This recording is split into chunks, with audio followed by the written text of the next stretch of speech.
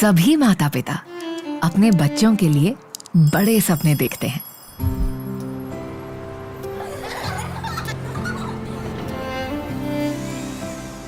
कि वो बड़े होकर स्वस्थ, कामयाब और खुशहाल जीवन जिएंगे।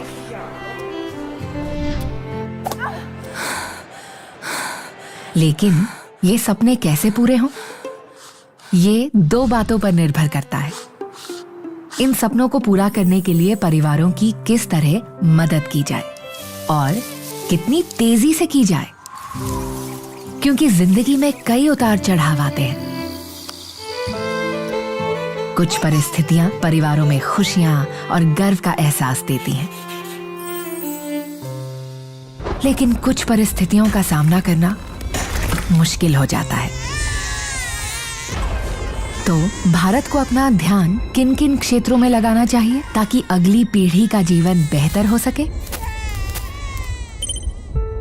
आज भारत में बच्चे बड़े होकर जब तक कमाना शुरू करते हैं, अनुमान ये है कि उनकी कार्य क्षमता घटकर लगभग आधी हो जा सकती है अगर वे पूरी शिक्षा और अच्छी स्वास्थ्य सुविधाओं का लाभ नहीं ले पाते हैं। यानी ना तो वो पर्याप्त पढ़ पाएंगे और ना ही पर्याप्त कमा पाएंगे। हमें इस कहानी को तुरंत बदलना होगा। मानव पूंजी का निर्माण और बच्चों की शारीरिक और मानसिक क्षमता को बढ़ाना किसी भी देश के बेहतर भविष्य के लिए सबसे महत्वपूर्ण निवेश है। भारत इस दिशा में पहले ही महत्वपूर्ण कदम उठा चुका है, लेकिन वर्तमान और भविष्य के सपनों के बीच की लंबी खाई को भरने के लिए हमें और तेजी से प्रयास करने होंगे। और ये प्रयास बच्चे के पैदा होने से पहले शुरू करने होंगे। परिवारों को उपलब्ध करवाना होगा साफ पानी और शौचालय, उपयुक्त पोषण और स्वास्थ्य सुविधाएं, ताकि जन्म के दौरान माँ और बच्चा दोनों स्वस्थ और सुरक्षित रहें। और स्कूल जाने के लिए बच्चे शारीरिक और मानसिक स्तर पर तैयार हों।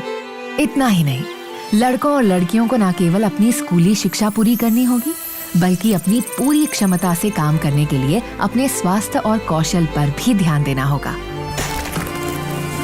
अचानक आई चुनौतियों का सामना करने के लिए परिवारों के पास सामाजिक सुरक्षा का प्रबंध होना चाहिए, ताकि वे सशक्त बनकर इनका मुकाबला कर सके। जब कोरोना महामारी जैसी चुनौतियां आए, तब बच्चे पहले से ही तैयार होंगे और शिक्षा के नए तौर तरीकों को सरलता से अपना सकेंगे।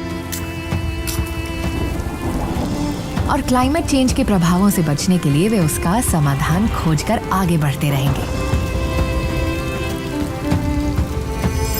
आगे चलकर ये स्वस्थ और बुद्धिमान बच्चे स्वस्थ बच्चों को जन्म देंगे, जो मानसिक रूप से बुद्धिमान होंगे। वे अपने बड़ों की देखभाल करने में सक्षम होंगे और पीढ़ी दर पीढ़ी ये सुनहरी कहानी चलती रहेगी।